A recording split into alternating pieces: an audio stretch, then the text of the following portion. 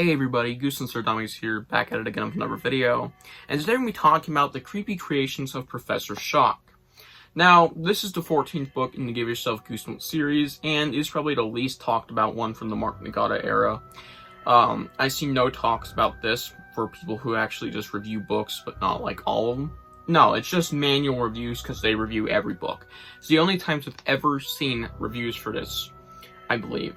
And other than that, other than the reviews, I've seen like one conversation in my lifetime about this book, and it's one of the storylines, because it does have an interesting mechanic, which we'll get to later. Professor Shock.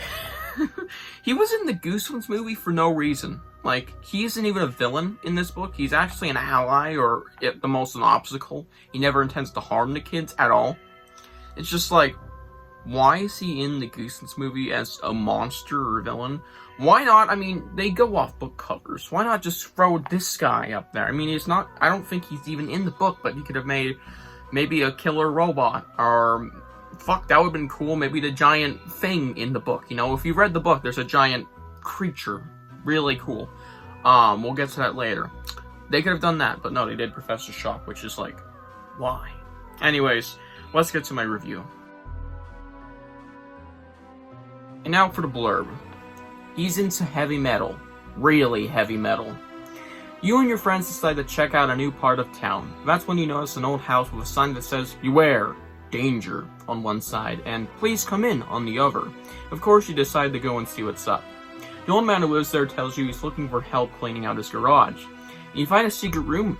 Inside there's a robot and mirrors and all kinds of great stuff. If you look in the mirrors, you find yourself in a place where everything is backwards. If you turn on the robot, you'll be walking in a metal wonderland. Can you get back before you become a pile of nuts and bolts? The choice is yours in this scary Goosebumps adventure of its packed with over 27 spooky endings. Oh, Secret Agent Grandma's next. What? That's the 16th book. I just realized that. It promotes Secret Agent Grandma. This is a first printing, right? This is a first printing. Okay. I don't know if I'm high or some shit, but yeah, it's the 16th book. This came out right before Please Don't Feed the Vampire.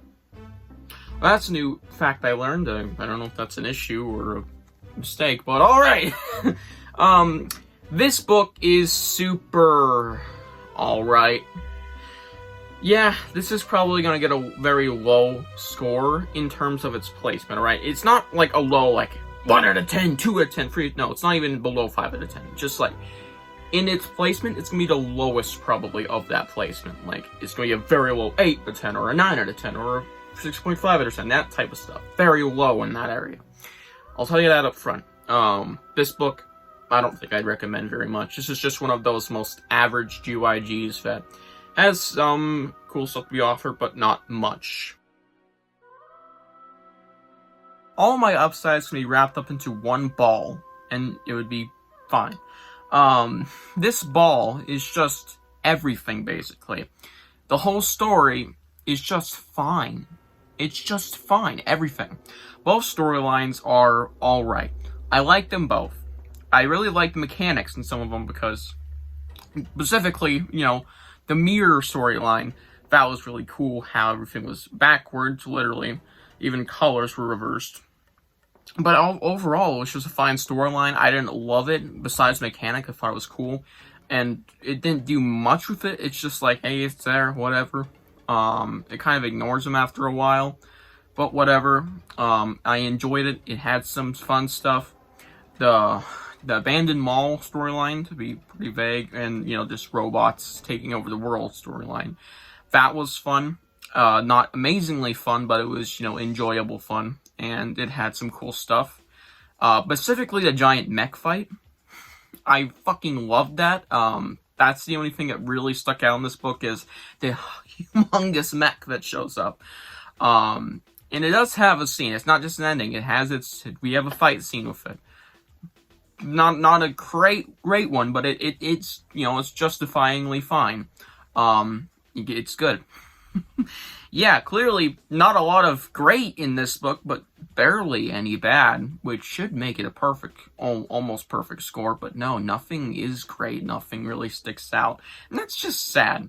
I wish something stuck out more besides, you know, the most obvious things, the giant mech, which lasted like 5 pages.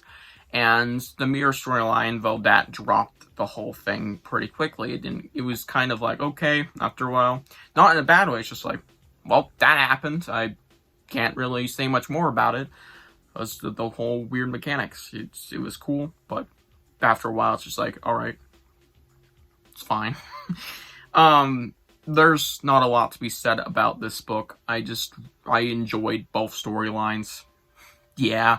I prefer the robot one, specifically the one where I believe there's a remote, to be specific, and it's not in the mall. I enjoyed the abandoned mall storyline, the little mini storyline that we got, but I overall enjoyed the mech storyline, or, you know, the robot storyline, robots taking over the world. That was fun, seeing all these electronics coming after these kids, and just everybody. I mean, a fucking razor went after this kid, their bike went after them.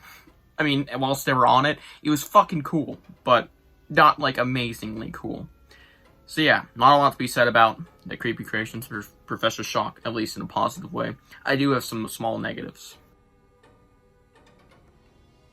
Kind of discussed this one real quickly, but basically the whole story is just fine, and that is kind of a downside, because it doesn't bring up the score much.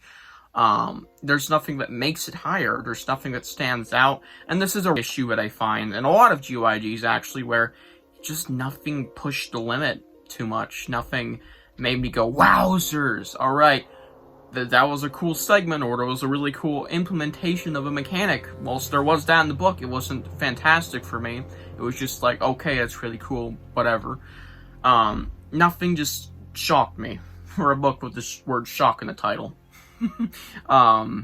Yeah, it's all really just fine.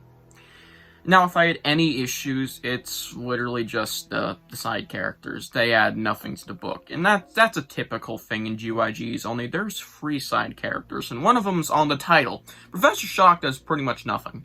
He's just a plot device. He is the reason these kids get out of the mirror world half the time. He is just this guy that has these things. He's the reason why these inventions exist. And whilst that makes sense, it's just like he could have done more for the story. And the friend characters, they didn't need 2 for starters. There's usually a friend character in GYGs, and sometimes it's done really well, like Escape from the Carnival of Horrors 2, and even the first one. But this one is just like, they're there. You don't need to be there, but they're there. There's only one part of the book where they actually really drive the story, and that's, I believe, the Mirror Kingdom thing in this castle. That was a cool part of the book, by the way. It was really cool.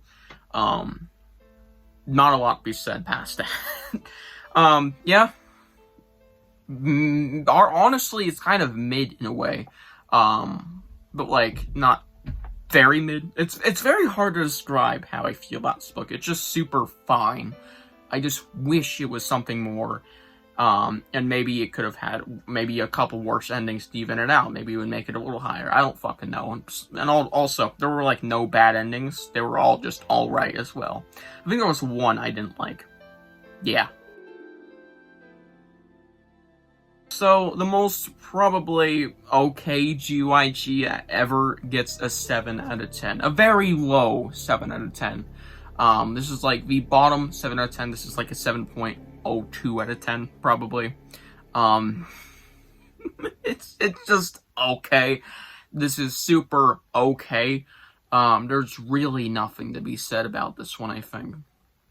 Besides the fact that, well, there's a couple things that are kind of cool, but they are either short-lived or really just not anything that crazy. And yeah, this is probably the least recommendable GYG ever because, well, it's just super fine. There's nothing to be offered here, alright? Even Dr. Eek I'd recommend over this, not because that book's good. I think that book's pretty not good. But, it's just like, there's something to it, at least. It feels like there's something more for being also another Doctor book. I don't know. I was not a big fan of it, but I don't hate it at all. Now, I hope you guys enjoyed my review for Creepy Creations Professor Shock. What do you guys think of this book? Tell me below. Do you love it? Do you hate it? I'm not going to pull out my Goosebumps completionist reference. I'll see you guys in the next one. Bye.